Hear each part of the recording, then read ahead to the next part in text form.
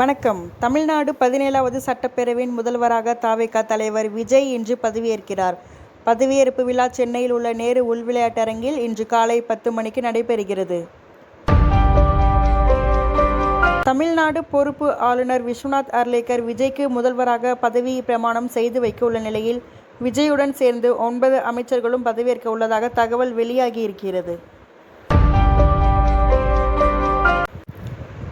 எம்.ஜி.ஆருக்கு அடுத்தபடியாக தான் சந்தித்த முதல் தேர்தலிலேயே ஆட்சியை பிடித்த வரலாற்று சாதனை படைத்துள்ளார் விஜய்.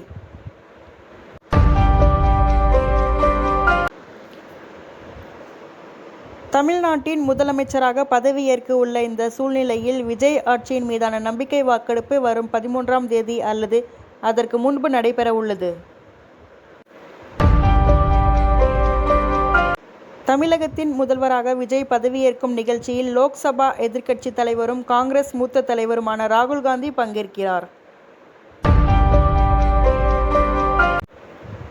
சுமார் 60 ஆண்டு கால திராவிட கட்சிகளின் தனிப்பெரும் ஆதிக்கத்தை முறியடித்து தமிழக வெற்றி கழகம் தலைமையில் முதலாக கூட்டணி ஆட்சி அமையவிருக்கிறது.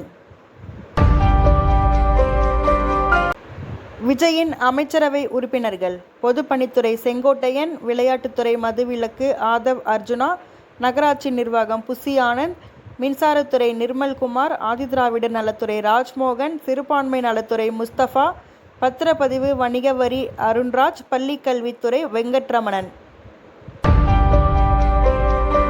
தலைவர் விஜய் 2026 தேர்தல் வாக்குறுதிகளாக பெண்களுக்கு மாதந்தோறும் ரூபாய் 2500 உதவித்தொகை, ஆண்டுக்கு 6 இலவச சமையல் எரிவாயு சிலிண்டர்கள், திருமணத்திற்கு 8 கிராம் தங்கம் மற்றும் பட்டுப்புடவை, இளைஞர்களுக்கு வேலைவாய்ப்பு போன்ற முக்கிய அறிவிப்புகளை வெளியிட்டிருந்த நிலையில், இது குறித்து எதிர்பார்ப்புகள் தற்போது மீண்டும் எழத் துவங்கியுள்ளன.